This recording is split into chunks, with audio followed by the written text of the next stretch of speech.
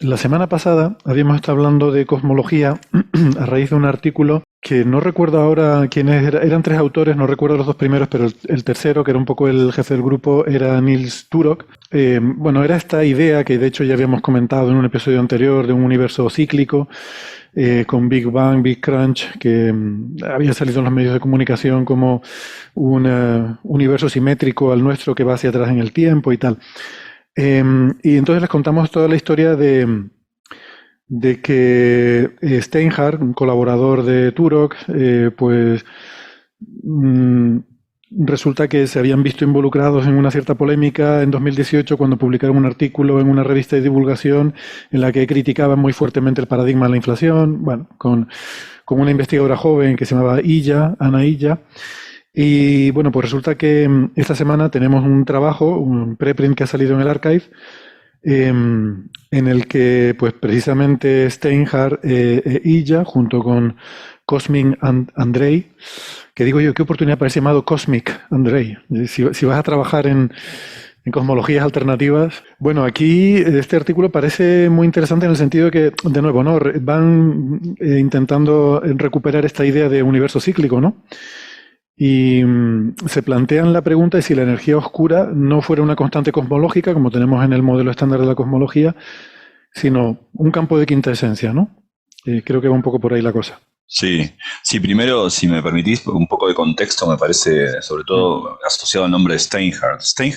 Paul Steinhardt es un profesor de la Universidad de Princeton y es uno de los que podríamos considerar, supongo que Francis estará de acuerdo con esto, como los padres de la teoría de la inflación. Digo los padres porque la teoría de o la hipótesis de inflación, mejor dicho. Hay muchas teorías de inflación, la All Inflation Theory, la Chaotic Inflation, la Eternal Inflation, pero bueno, podemos decir que hay muchos que contribuyeron a eso, muchos físicos notables. Son, por supuesto, Linde, Guth, Stephen Hawking, que es un trabajo muy importante, y Mujavinsky, pero entre ellos está Steinhardt. No obstante, a pesar de que es uno de los padres de la teoría de inflación, es también, si se quiere, un apóstata. Yo me acuerdo cuando yo era postdoc en Princeton, hace 20 años, ya era una persona que trabajaba en alternativas a la inflación y negaba totalmente la hipótesis de inflación, a la que él había contribuido a formar allá por los 80. Steinhardt es un físico notable, creo que es el mismo Steinhardt de los cristales, de los cuasicristales, o sea, ha hecho trabajos muy importantes. No obstante, cabe decir que es, dentro de la cosmología, no es la más homologada de las hipótesis, las que tienen que ver con sus modelos. Eso no quiere decir que estén mal, solamente para poner en contexto, ¿no? Por lo general, la mayoría de los cosmólogos atienden a la teoría de inflación porque es una teoría que explica un montón de cosas. Yo los escuché la vez pasada a ustedes, a pesar de no poder haber llegado a estar con ustedes, y lo explicaron muy bien. Así que cualquier cosa, remito al episodio anterior, que ahí explicaron muy bien. Francis contaba viejos debates, o no tan viejos debates, sobre teorías de la inflación contra otras alternativas. Bueno, hay que entender que la teoría de la inflación es la que la mayoría de los cosmólogos trabajando en el tema hoy en día toman. Hay alternativas, en particular Steinhardt hace muchos años que tiene una alternativa que se llama modelo expirótico, del que mencionaron la otra vez. Expirosis es un nombre tomado de los griegos, de los estoicos, ¿no? ¿No? De un universo, como decía, creo que es Zenón de Sitio, ¿no? Que en un momento hay una suerte de gran fuego que lo destruye y lo crea de nuevo. Bueno, la teoría espirótica es una teoría basada, de alguna manera, en teoría de cuerdas, que no quiere decir que teoría de cuerdas prediga eso, sino que hay modelos dentro de la teoría de cuerdas que dan lugar a eso, en el cual nuestro mundo, la teoría de cuerdas, predice que hay más dimensiones espaciales. Hay 6 dimensiones espaciales a las que no accedemos a nuestras energías, y nosotros vivimos una suerte de foliación tridimensional del espacio, que se llama brana, por el nombre de una generalización de la idea de membrana, y nosotros vivimos ahí, y hay estas branas que viven en este hiperespacio y que a veces colisionan, y eso causa una suerte de lo que nosotros interpretaríamos como Big Bang, digamos, en nosotros seres tridimensionales. Bueno, eso es lo que se conoce como teoría expirótica. Esa es una de las posibles ideas, ¿no?, de universos que en algún momento nacen de una tumultuosa explosión, y luego eventualmente estas branas colisionan de vuelta, y esto genera, desde la perspectiva de un ser tridimensional, una suerte de universo cíclico. Hay otras hipótesis de universo cíclico, muchísimas, está la Pre-Big Bang Cosmology, Gasperini y Veneziano, la Conformal Cyclic Cosmology de Roger Penrose, hay un montón. Cada una de ellas con sus problemas. ¿Por qué? Porque si bien parece natural la idea, porque es muy difícil entender por qué el tiempo empezó en algún momento, o que no es lo que inflación dice, pero cómo algo empezó desde algo muy denso en las condiciones iniciales. Hay muchos problemas en la cosmología, entonces parecería natural decir, bueno, no, el universo siempre existió, uno se olvida de los problemas del origen, pero en algún momento hubo una suerte de fase previa de contracción, un rebote, y luego el universo en expansión es el que vivimos nosotros. Eso es, o hubo una sola contracción y un rebote, o bien esto ocurrió cíclicamente. Entonces parece natural, pero sepan los y las oyentes que el problema del rebote es un problema teórico muy complicado, porque para que haya esta suerte de antigravedad y que se genere el rebote, se tiene que violar ciertas condiciones físicas, que son las condiciones de energía, que traen muchísimos problemas teóricos. Entonces suena lindo decir, bueno, no, el universo fue siempre cíclico o lo que fuere, siempre estuvo ahí, pero explicar el rebote es algo que teóricamente hace agua por todos lados. Y si no hace agua, si no tiene problemas teóricos, tiene problemas de naturalidad. Es decir, hay que hacer un fine tuning, un ajuste fino a la variable para que eso se dé, que es muy poco natural. Es tan poco natural como cualquier otra cosa. Entonces, cualquier otro problema puede tener las condiciones iniciales, que es el problema que querés resolver. Entonces uno termina resolviéndolo con un modelo que tiene el mismo problema. Entonces, eso para aclarar el contexto. Bueno, Steinhardt es una de estas personas que dice que inflación no ocurrió y bueno, voy a hablar de inflación ahora porque usted lo explicaron muy bien la vez pasada. Ahora, en este paper que creo, ahora salió publicado en el PNAS, pero es un artículo que en realidad salió con un título ligeramente cambiado en enero del 2020, 22, perdón, ahora. Y yo, bueno, y como decís vos, es este Andrei Ijas, o Ijas, no sé cómo se pronuncia, Ijas y Paul Steinhardt. Ahora, este modelo es un modelo de lo que se conoce como quinta esencia, que paradójicamente, quinta esencia es curioso, porque a Steinhardt no le gusta la inflación, pero trabaja en quinta esencia. No hay ningún problema lógico con esto, pero justamente como vamos a ver, quinta esencia es a la expansión cósmica hoy lo que el inflatón fue a la expansión cósmica inicial. Es una cosa extraña, ¿no? A ver, recordemos la idea, porque la idea es un poco distinto, pero comparte muchas cosas con la inflación. Que es, hoy sabemos que vivimos en un universo que se expande aceleradamente. Sabemos eso desde hace poco, voy a decir yo, unos 22 años. Digo poco porque yo estoy estudiando cosmología ya, entonces para mí es poco, porque yo me siento muy viejo. En el 97, 98, aprendimos que el universo se expandía aceleradamente. Sabíamos de la década del 20 que se expandía, pero que desde el 98 sabemos que se expande aceleradamente. ¿Qué es lo que compele al universo a expandirse aceleradamente? No lo sabemos con certeza, y a esa ignorancia le ponemos el nombre de energía oscura. ¿Por qué digo esa ignorancia? Porque hay diferentes posibilidades. Hay una muy natural desde el punto de vista clásico, pero cuando uno lo mezcla con mecánica cuántica tiene problemas de naturalidad muy grandes, que es el suponer que no, el universo se expande aceleradamente porque las ecuaciones de Einstein lo dicen. De hecho, la versión corregida de la teoría de la relatividad, no aquella de noviembre de 1915, sino la de febrero de 1917, Einstein escribió un término adicional, el famoso término cosmológico, que de hecho da cuenta de la expansión acelerada del universo. No solamente la teoría de Einstein predice la expansión del universo, sino que tiene una constante que, si es positiva, predice que cuando el universo si no tiene muchísima masa, como sabemos que no tiene, después de mucho tiempo empieza a dominar ese término, y ese término precisamente, como bien mostró William de Sitter, hace que a tiempos muy largos se comporta como sabemos que el universo se comporta. ¿No será acaso que la famosa energía oscura es solamente ese término en las ecuaciones de Einstein y no es ninguna sustancia, a pesar del nombre energía oscura? Bueno, podría ser el caso, pero hay un problema, que es que la expansión del universo, la aceleración, es muy pequeña. Es muy pequeña. Y esa constante, si bien desde el punto de vista clásico no hay ningún problema en que sea muy pequeña, uno pone el valor que quiere, cuando uno quiere hacer un modelo de física de partículas y explicar ese valor pequeño de una constante en términos de la física de partículas que conoce, tiene que hacer un ajuste muy fino para explicarlo. Y entonces es muy poco natural. Podría ser, no es un problema lógico, pero es un problema muy extraño. Es como Uno tiene la física de partículas, predice un número enorme, entonces esa constante tendría que ser menos ese número enorme, más el poquito que observamos. Imagínense, la predicción teórica dice que el universo se tendría que acelerar con un número 7.654 millones, pero observamos 1. Bueno, entonces hay una constante que es menos 4.650 millones más 1 para explicar eso. Lógicamente no está mal, pero eso es lo que se conoce como problema de naturalidad por ajuste fino. Entonces uno busca otra alternativa. No puede ser esa constante solamente. Tiene que haber otra cosa.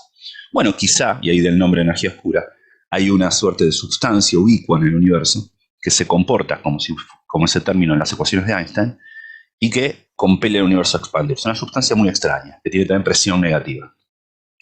Esa sustancia muy extraña de presión negativa, y no solamente presión negativa, tiene algo más extraño la energía oscura, que es que cuando se expande no se diluye. Si aumenta el volumen en el doble, su masa aumenta en el doble. Su densidad permanece constante o casi constante. Eso lo hace más extraño, ¿no? Es una sustancia muy extraña, pero podría estar ahí. Bueno, a eso se lo conoce como quinta esencia.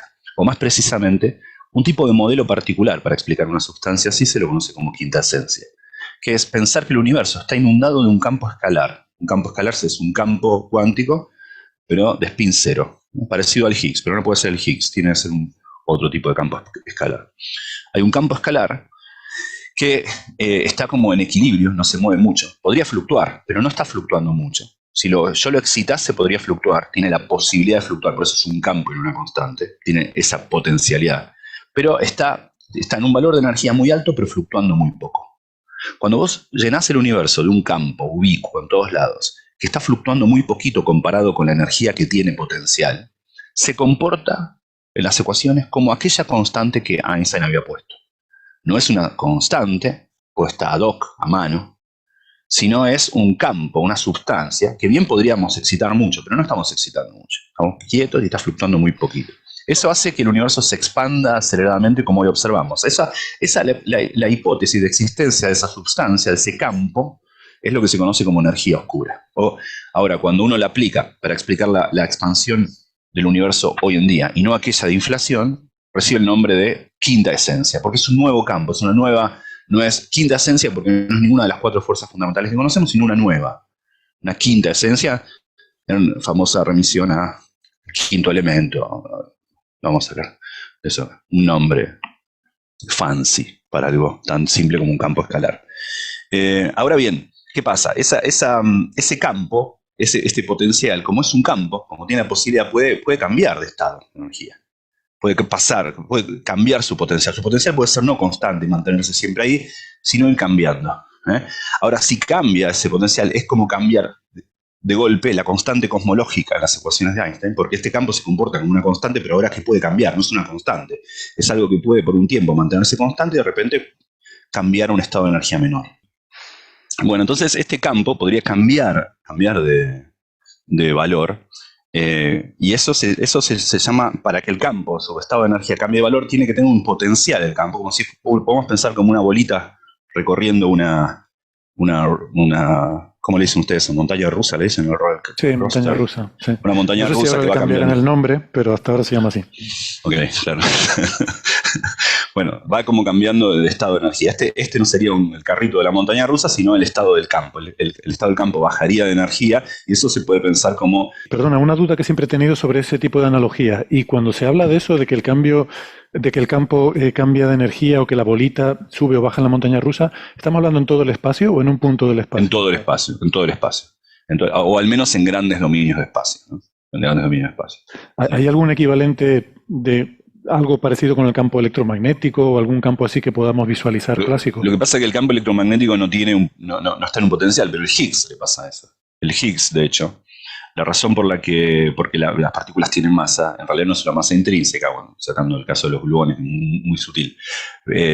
Tampoco tiene masa intrínseca, pero su mecanismo para generarlo es distinto. Pero la mayoría de las partículas que conocemos no tienen masa. Por ejemplo, las partículas W, mediadoras de la fuerza electrodébil, no tienen masa, pero tienen cierta propensión a unirse al Higgs. Ahora, el Higgs adquiere lo que se conoce como un valor de expectación, que es decir, tiene un valor que podría haber sido otro, pero contingentemente toma un valor de expectación debido a que tiene un valle de potenciales en el espacio que puede tomar diferentes potenciales. El valor que toma en su potencial abstruso, el Higgs, que tiene la forma de sombrero mexicano, si alguna vez lo googlearon. Bueno, el Higgs es un ejemplo de un campo que tiene un potencial no trivial, ¿no? No sé si esto responde. Ese es un ejemplo que se me ocurre en este momento, el ejemplo por antonomasia, me parece, de los campos que conocemos que existen. La idea sería acá que ahora este campo, que no es el Higgs, es otro campo escalar, el campo de quinta esencia, tiene un potencial, pero no tiene forma de sombrero mexicano, donde puede ir a un mínimo y quedarse como el Higgs hizo presumiblemente al comienzo del universo. Y hoy en día ese valor, el que quedó, es el que le da masa a las partículas, sino que el campo de quinta esencia estaría ahí, estaría como cambiando con el tiempo, y eso está como bajando el valor de la energía oscura. O sea, no es constante, sino que podría estar bajando. No lo sabemos. Hasta donde miramos con nuestras observaciones parece ser constante. Después podemos discutir discrepancias entre mediciones locales, ¿no? Pero es constante. Al menos es compatible lo que sabemos con que es constante. Pero podría ser que esto fuese cambiando con el tiempo y fuese mermando con el tiempo, ¿no? Entonces fuese bajando la energía oscura y por ende, como es la energía oscura la que compele al universo a expandirse, entonces esto haría que va mermando la expansión cósmica. Sí sigue expandiendo, pero ya no tan aceleradamente como antes. Va como frenando esa expansión. ¿Qué pasa? Por una cuestión de la conservación de la energía, cuando baja el valor del campo, empieza a fluctuar más el campo. Entonces no solamente va bajando el valor de la energía, sino que deja de comportarse como energía oscura. Y por eso es que si uno hace los cálculos, con este modelo son cálculos que uno puede hacer, no son muy sencillos, pero tampoco son una cosa muy complicada. O sea, son cálculos clásicos en teoría de campos. Lo que pasa es que uno ve que la expansión cósmica, si esto fuese así, si la energía oscura estuviese dada por un campo de quinta esencia que va bajando su potencial y va entonces fluctuando más para que se conserve la energía, se deja de comportar como energía oscura, deja de acelerar el universo, entonces primero el universo va acelerándose, estaríamos en esa etapa, en un momento frena y en un momento incluso hasta puede hacer una pequeña contracción, porque se empieza a comportar distinto el campo. Ahora bien, eso es una idea que se conoce hace mucho. El nombre de quinta esencia no lo pusieron ellos, se conoce mucho y se ha trabajado abrumadoramente. Incluso los primeros modelos de inflación, como el modelo de Starobinsky, que creo es del 79, eso se mostró después, equivalente a los modelos de quinta esencia. No lo escribió en ese lenguaje Starobinsky, pero se puede mostrar que es lo mismo. Entonces, ¿qué es lo nuevo de este trabajo? Lo nuevo de este trabajo es una cota. Porque lo que dijeron ellos, lo que miraron ellos es, a ver, este potencial que de repente puede estar cambiando de valor y por conservación de energía hace fluctuar más a ese campo que llamamos quinta esencia y que compele al universo a expandirse aceleradamente. Ese cambio en el potencial, ¿cuán abrupto puede ser? Compatible con nuestras observaciones y con lo que sabemos. Por eso el artículo de ellos se llama algo así como, acá tengo, es Rapidly Descending Dark Energy and the End of Cosmic Expansion. O sea, como energía oscura que desciende rápidamente y el fin de la expansión cósmica. ¿Qué quiere decir rápidamente? Si hicieron una pregunta, ¿cuán rápidamente puede descender, compatible con lo que nosotros sabemos? Y eso nos diría entonces cuán rápido en el tiempo, cuán pronto ocurriría el cese de esa expansión cósmica, aceleración cósmica. No de la expansión, sino de la aceleración cósmica. O sea, cuán rápido puede pasar. Y se dan cuenta, y esto es lo sorprendente, de que todo es compatible con que esa expansión cósmica se podría dar pronto a escalas cosmológicas. Pronto significa a escalas del orden geológico. Varios millones de años, centenares de millones de años. Eso a escalas cosmológicas es absolutamente nada. Imagínense, o sea, absolutamente nada. ¿Por qué digo absolutamente nada? Porque, bueno, el universo ha cambiado desde que tenía... Nosotros tenemos 14.000 millones de años de universo, ¿no? Estamos hablando de escalas geológicas. Entonces es sorprendente porque no habría, típicamente cuando uno hace otro tipo de modelos cosmológicos y piensa cuándo podría ocurrir tal cosa en el universo, los números son muchísimo más grandes que la misma edad del universo ahora. Por ejemplo, ¿cuánto tarda un agujero negro en evaporarse? Por efecto Hawking tarda 57 órdenes de magnitud más que la del universo. No se evaporó ninguno todavía. Entonces esos son los órdenes cosmológicos de algunas preguntas cosmológicas. Entonces esto es de escalas geológicas, o sea que quiere decir que uno espera 100 millones de años, 1.000 millones de años, y en 1.000 millones de años el universo, según este modelo, podría estar perdiendo su aceleración cósmica, ¿no? Podríamos estar en una fase que Y esto es importante porque muchas veces nos hacemos preguntas, ¿no? Ya no solo de cómo ha sido el universo, como la cosmología del universo temprano, sino de cómo será el universo. Esa pregunta también válida, y a veces creemos que el universo va a terminar en una etapa de una muerte térmica, donde si la expansión cósmica acelerada sigue por siempre, las regiones del universo distantes estarán causalmente desconectadas. Bueno, entonces esto habla de que el futuro del universo podría no ser así, podría no perder la relación causal entre, no sé, M87 y nosotros, el universo remoto. Bueno, ese es un poco el resumen de esta idea, de lo sorprendente de cuán rápido puede variar, ¿no? Si alguien ingenuamente hubiesen dicho, a ver, ¿cuándo crees vos que si existe, si el modelo que explica la expansión acelerada del universo es un modelo de quinta esencia, ¿cuándo esperás vos que esa transición de fase, una etapa no acelerada, puede ocurrir? La respuesta ingenua por cuestiones de orden de magnitud hubiese sido muchísimos órdenes de magnitud más. Ellos encuentran que es probable que se dé antes. No sé si eso, un poco, hay muchas otras cosas que decir de este trabajo, pero ese sería como una suerte de epítome de lo que encuentran Steinhart y Andrei. Yo sigo teniendo dudas con los campos cuánticos, ¿no? En particular, el significado del potencial de un campo. Supongo que esto es algo que se da en física teórica y que yo no estudié. No entiendo muy bien el concepto, o sea, entiendo el potencial de un campo como la capacidad de transferir energía a una partícula con una cierta carga de ese campo, ¿no? ¿Qué significa en este contexto? O sea, la analogía, voy a hacer una analogía con física básica, pero la analogía es muy buena, porque de hecho las ecuaciones son muy parecidas. Imaginemos que tenemos un resorte con una masa colgando. Tenemos un resorte con una masa colgando y tenemos el resorte estirado que mide 50 centímetros o algo así. Ahora ponemos la bolita arriba de la mesa y el resorte se contrajo, no está en su máxima extensión, se contrajo. Por una razón contingente, ponemos la bolita arriba de la mesa, el resorte está más corto.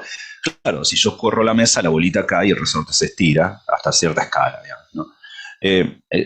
La situación de la bolita arriba de la mesa, podemos pensar en esa situación es un poquito inestable, que mientras no se mueva mucho la mesa está ahí, pero si mueve un poquito la mesa cae. Eso sería como, podemos pensar que la posición de la bolita es como el valor del campo.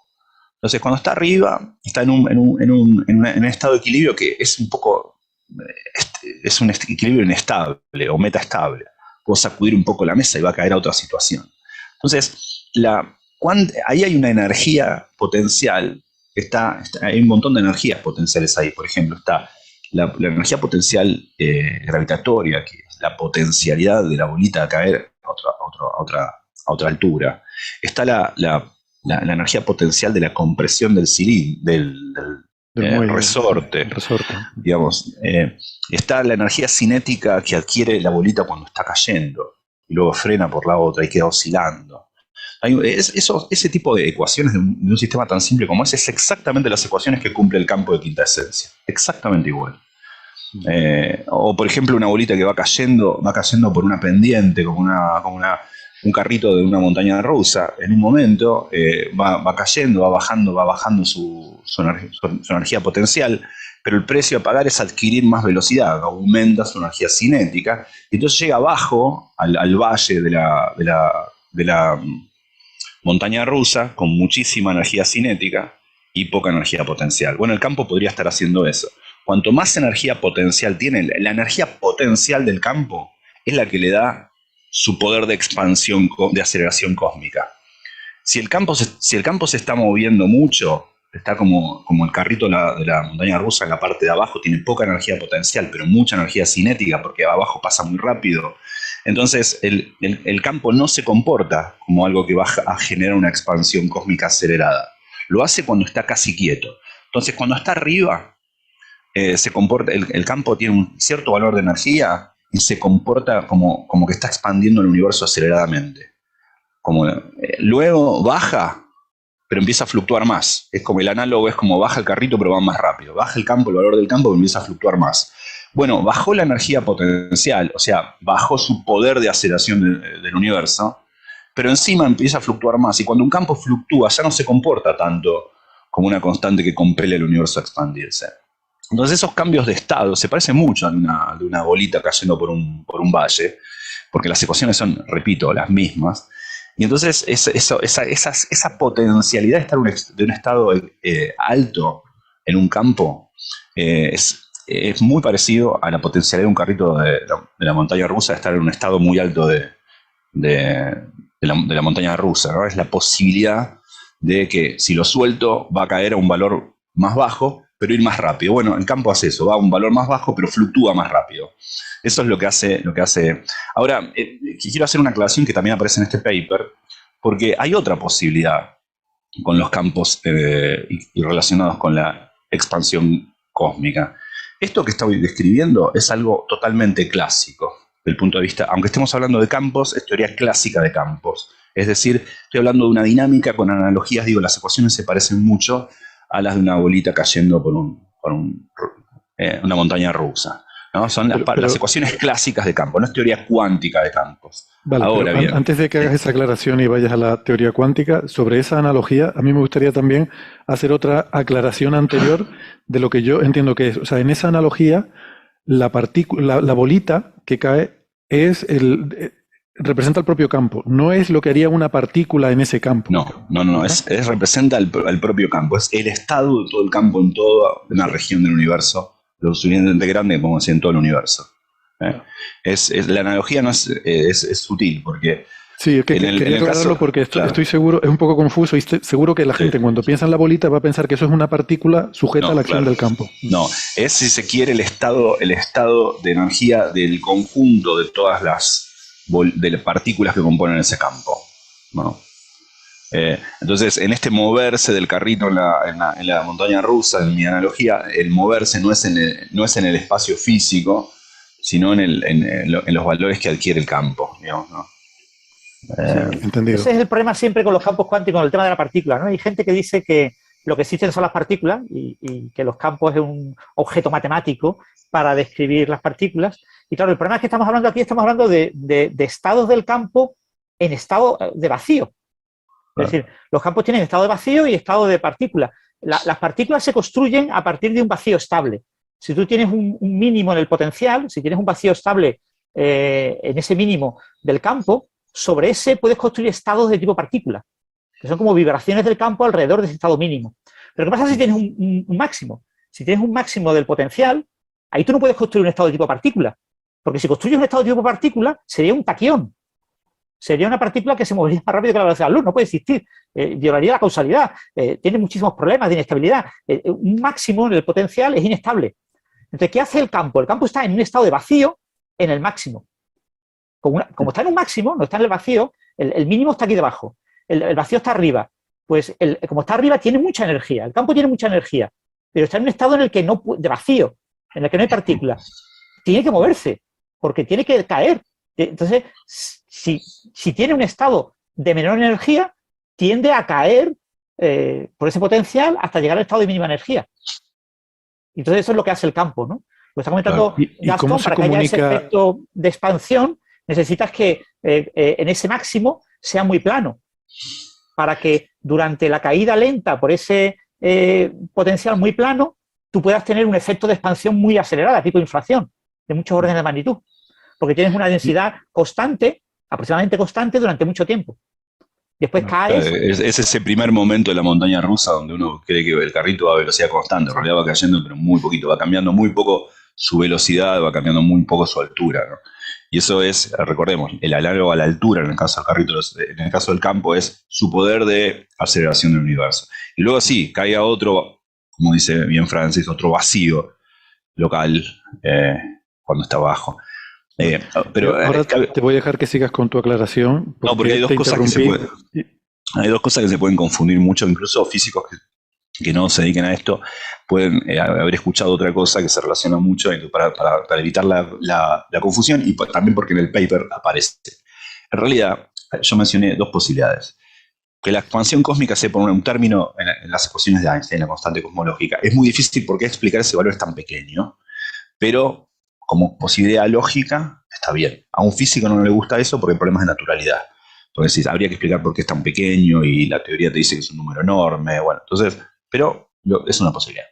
La otra posibilidad es la que acabo de contar, la de la quinta esencia. La expansión no es una constante, es un campo ubicuo que llena todo el universo, que está en una dada situación y clásicamente va decayendo a otra situación y va cambiando, entonces podría cambiar entonces la expansión que este campo propina sobre el universo. Ahora, hay otra posibilidad, también relacionada con campos, y por eso es posible la confusión, que es el campo está en una situación, está fluctuando, está una dada energía, está generando la expansión cósmica y abruptamente, por efecto túnel cuántico, pasa a otra situación.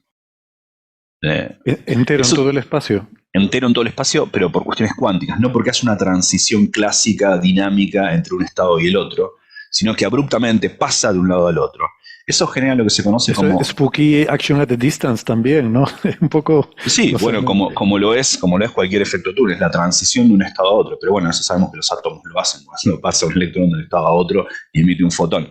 Bueno, si es así, el estado está, así como un electrón está en un estado, de repente puede hacer emisión, pasar a otro estado y emitir algo. Bueno, los campos también, no solamente los electrones pueden hacer eso, sino todo objeto cuántico, en particular los campos que estén en el universo generando la expansión cósmica. Ahora, para que eso tenga que pasar, significa que tiene que haber un estado de menor energía al cual hacer la transición. Pero bueno, puede pasar que el campo que está hoy en día propinando la expansión cósmica del universo está en un estado de energía que no es su máximo y que de repente hay otro estado de energía menor que por un tiempo va a estar en uno y de repente va a ser un salto cuántico. Ya no una transición clásica dinámica de uno a otro, sino un salto cuántico. Esto genera ya no una expansión, una suerte de transición de fase, crossover en el universo, de mucha aceleración cósmica, poca aceleración cósmica, sino un salto abrupto que nuclea en alguna región. Esto sí puede ocurrir en alguna región del espacio, del universo, y no en todo.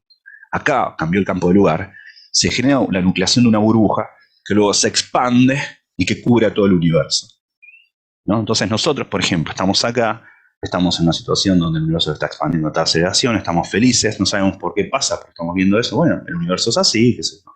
Ahora, a 7 megaparsec de distancia, hay una nucleación de una burbuja de vacío menor, es decir, el campo en esa región del espacio hizo una transición cuántica a un valor menor, esa región del universo se empieza a acelerar más lento, pero esta burbuja se expande y está como contagiando ese acelerar más lento a todo el resto del universo. En un momento esa burbuja nos llega a nosotros, destruye la parte del universo en el que estamos. Ese tipo de transiciones se estudiaron incluso antes. Ese tipo de instantones se llama. Bueno, esa es otra posibilidad que involucra campos, pero la transición se da por efecto túnel de un estado a otro y no por esta transición clásica. Por eso aclaré antes que las ecuaciones que estudian en este paper son clásicas, son complicadas, pero clásicas, ¿no? No están hablando de transición de efecto túnel de una burbuja a otra, como si se habla muy a menudo en este contexto también, ¿no? Pero ellos lo mencionan. Una posibilidad es esto, otra posibilidad es la nucleación de una burbuja, que se refiere a esto último que digo, y otra posibilidad es la quinta esencia. Bueno, estas dos últimas comparten que son un campo escalar, pero en un caso la transición es clásica, la dinámica de un campo que va cambiando de una situación a otra, y la otra es la nucleación abrupta, un estado de campo dentro de otro estado de campo debido a un efecto túnel. Sí, en esas burbujas, las burbujas se crecen a la velocidad de la luz en el vacío, con lo que crecen relativamente lentamente. Entonces, lo más natural es que si ha ocurrido la fluctuación en un punto, pues haya otros puntos del espacio-tiempo donde también esté ocurriendo, otros puntos del universo. Entonces, se van formando muchas burbujas. Lo que pasa es que no se forman todas simultáneamente, sino que una van surgiendo, después van surgiendo otras, etcétera, y después hay burbujas que se van agregando, van pegándose unas con otras, y ahí se van formando, por ejemplo, el recalentamiento y cosas así en las paredes de esas burbujas.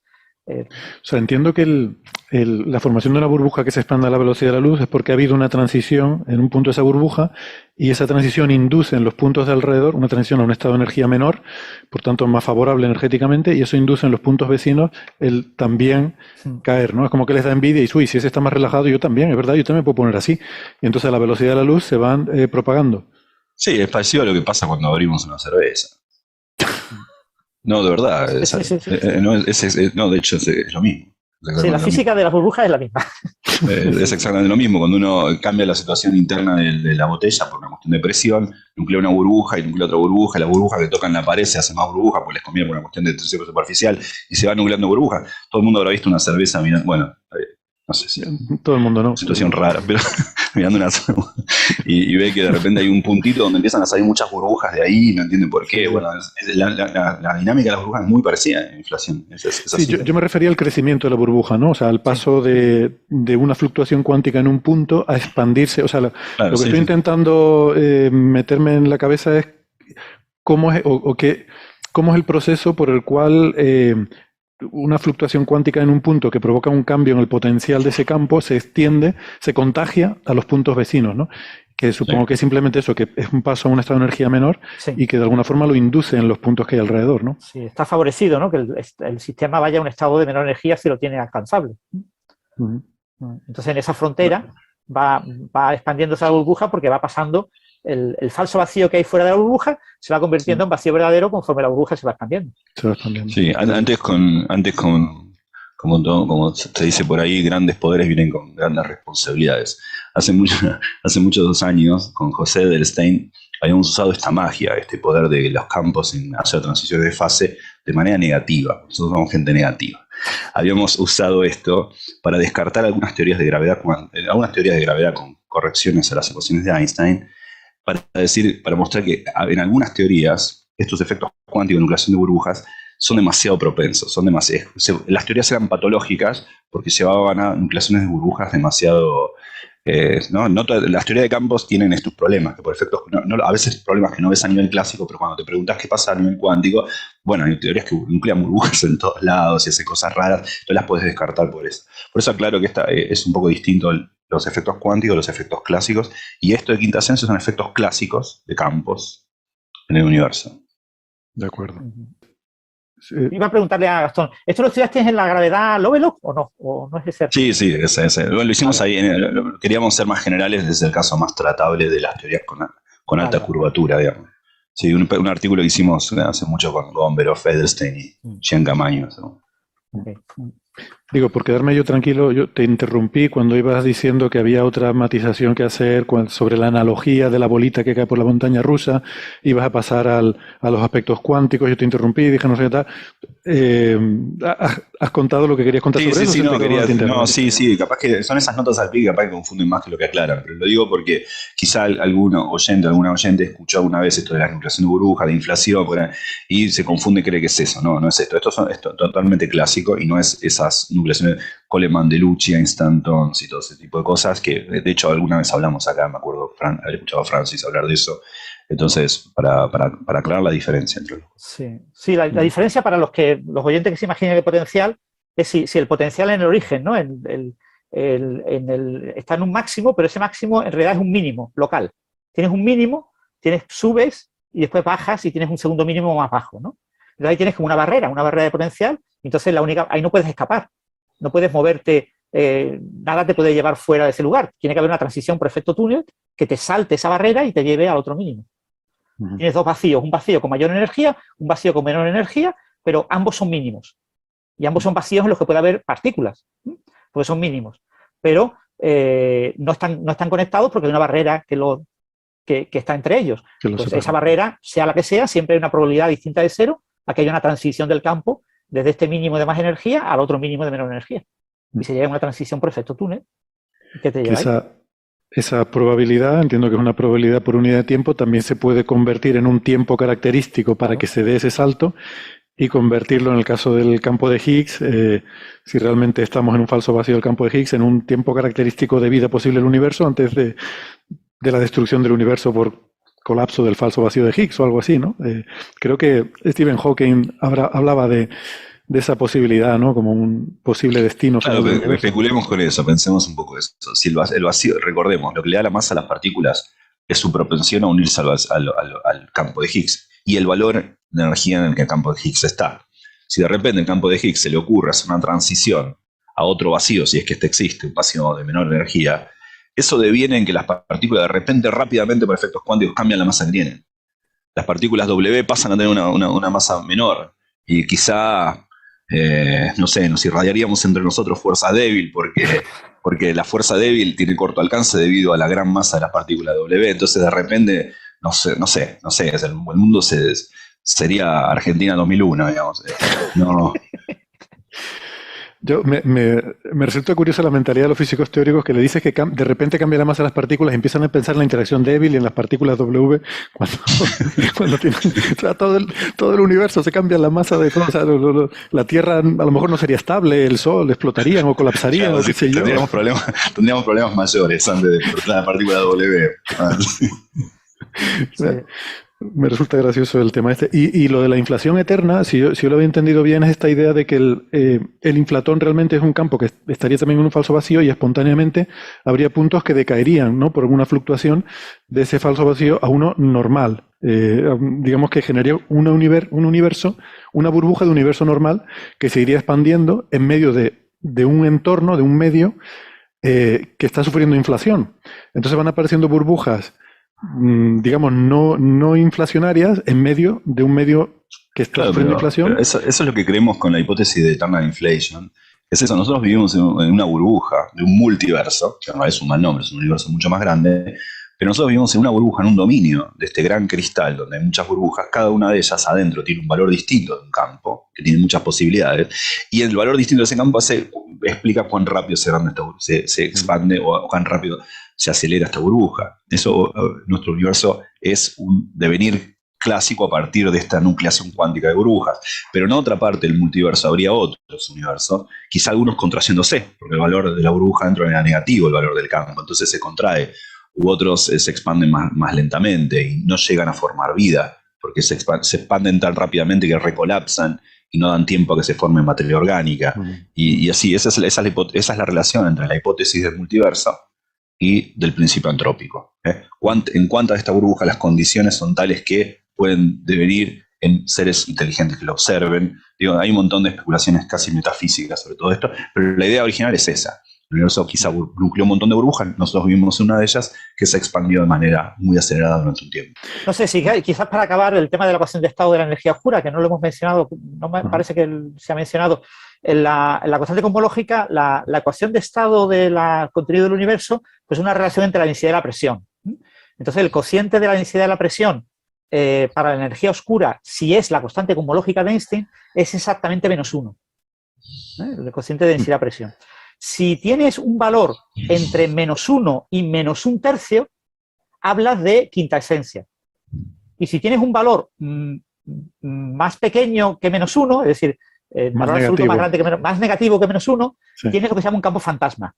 Sí. Entonces, tú energía puedes fantasma, ¿no? Energía fantasma. Los campos fantasma que te permiten explicar también la energía oscura. Entonces, como la energía oscura es observacionalmente, siempre vamos a tener un error, siempre vamos a decir, parece -1, pero con una banda de error, pues esa banda de error te permite un valor más pequeño que -1 o un poquito más grande que -1, te permite las dos opciones, o un campo fantasma o un campo de quinta esencia para explicar la energía oscura.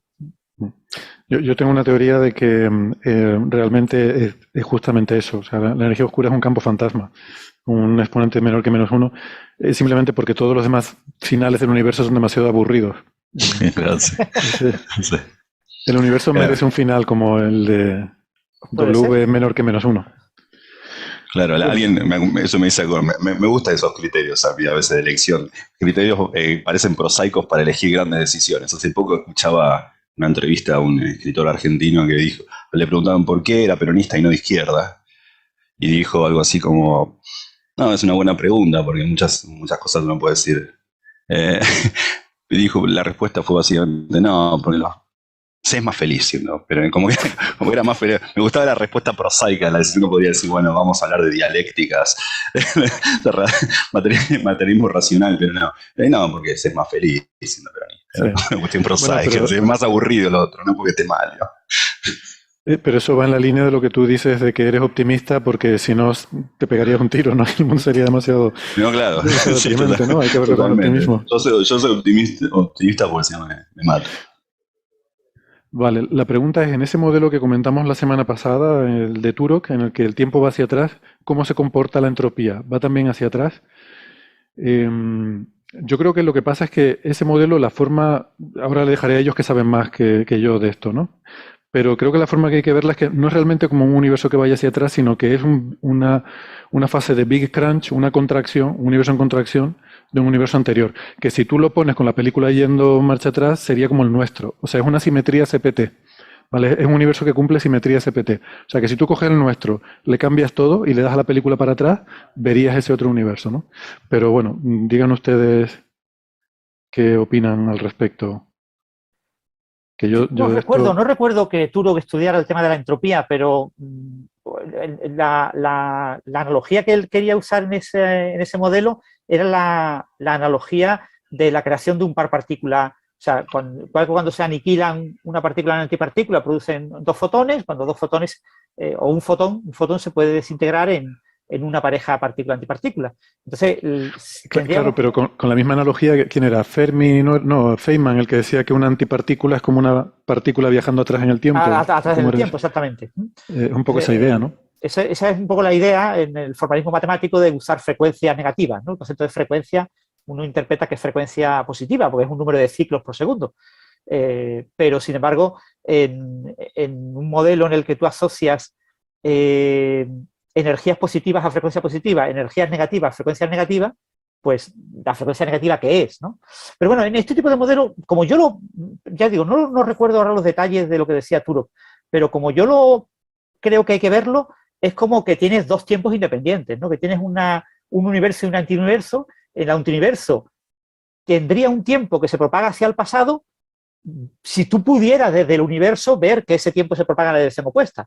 Pero como ese tiempo están conectados por la fluctuación que los ha generado ambos, están causalmente desconectados. Con lo que para ambos universos el tiempo se propaga hacia adelante. ¿Vale? No hay que interpretar que en el otro universo el tiempo se propaga hacia atrás, creo yo, pero no lo recuerdo en el artículo de Turok si lo planteaban así, en cuyo caso la entropía siempre crecería. Claro, yo también entiendo lo mismo que Francis. Hay que pensarlo como que en el otro universo, que de acá lo veríamos como una fase de contracción de un universo previo. Lo que pasa ahí es que está CP reflejado. Y entonces uno piensa, pero eso preserva CPT porque lo puedo pensar como que está evolucionando para allá. Y como está CP reflejado, está CPT reflejado. Pero para nosotros sería como, de hecho, cuando miramos el paper de Turok, lo que dice es, extendamos esto, conectemos el universo en la fase de expansión por radiación con un universo que es Robertson-Walker con T a la menos T, usando el hecho de que el universo que se expande en la fase de radiación, dominado por radiación, va como T al cuadrado y no ve el cambio de signo entre T y menos T, porque T cuadrado y menos T cuadrado es lo mismo. Pero yo entiendo lo mismo que Francis. Ahora hay una cosa importante con la entropía que es mejor no olvidarse, que es que la entropía, el aumento de entropía, no es una ley fundamental de la naturaleza. Es una ley que vale, es una ley aproximada. La termodinámica estadística, podríamos decir. Claro, ¿no? es una ley estadística. La física estadística parte de una separación ilusoria entre lo que es la energía y lo que es el trabajo y lo que es el calor. Eso depende de con cuánta precisión puedes ver el sistema. Porque lo único que existe son trabajos. Lo que pasa es que cuando son muchísimos y muy pequeños no puedes tenerlos bajo control, lo llamas calor. Entonces, por esa misma razón, no hay que entender que la segunda ley, el segundo principio de termodinámica, el aumento de la entropía se da en tiempos característicos no muy grandes comparados con algo. Para ser más preciso, hay algo que se llama el teorema ergódico de Poincaré, que dice que si vos partís de una configuración inicial y querés llegar a una configuración, siempre podés llegar a una configuración inicial que esté tan cerca como la original, que sea tan parecida a la original como vos quieras en el espacio de fase, si esperás suficiente tiempo. Ese se llama el tiempo de recurrencia de Poincaré. Y eso siempre es decir, si yo parto con todo el gas de la habitación en un rincón y lo dejo evolucionar, las moléculas de gas van a aumentar su entropía y entonces va a cubrir todo el espacio. Ahora lo interesante es que hay un teorema matemático que prueba que si esperas muchísimo tiempo, esas moléculas van a volver en algún momento a estar en el rincón y la entropía va a haber disminuido. Eso es un teorema. Lo que pasa es que cuando calculás cuánto tiempo tiene que pasar un tiempo muchísimo, centenares de orden de magnitud más grande que la del universo. Y esa limitación, el hecho de que nosotros no vivimos tanto, nuestro universo no ha vivido tanto, hace que nuestro mundo, en objetos macroscópicos, gases, cosas grandes, por lo general vemos tender hacia el desorden. Y eso lo llamamos segundo principio de termodinámica. Pero hay un teorema más fuerte, porque es un teorema matemático, demostrable, que dice que si esperas muchísimo tiempo, si viviésemos 10 a la 249 veces la del universo, esto volvería y la entropía no es una ley fundamental de la naturaleza. Y en el contexto cosmológico es muy importante, porque si el universo sigue expandiéndose por siempre, ese tiempo, aunque nos parezca remoto, aparecerá en algún momento. Entonces hay muchos papers muy interesantes de Susskind y Clevan que discuten las recurrencias de Poincaré en el contexto cosmológico, en universos que se expanden. Y es muy interesante. Alguna vez yo me prometí a mí mismo hacer un hilo sobre eso en Twitter, pero bueno, no sé, alguna vez quizá podríamos hablar del futuro universo y esas cosas, pero no, saquémonos la idea de la cabeza de que el segundo principio de la termodinámica por supuesto es válido en nuestras escalas, en nuestras cosas, pero cuando hablamos del universo, muy peligroso. Cuando hablamos del universo es muy peligroso, porque nos da la libertad de esperar todo lo que quieras, ¿no? Qué bueno, muy interesante pregunta, gracias. Y respuesta, por supuesto. Te recordaré ese y lo que tengo mucho interés.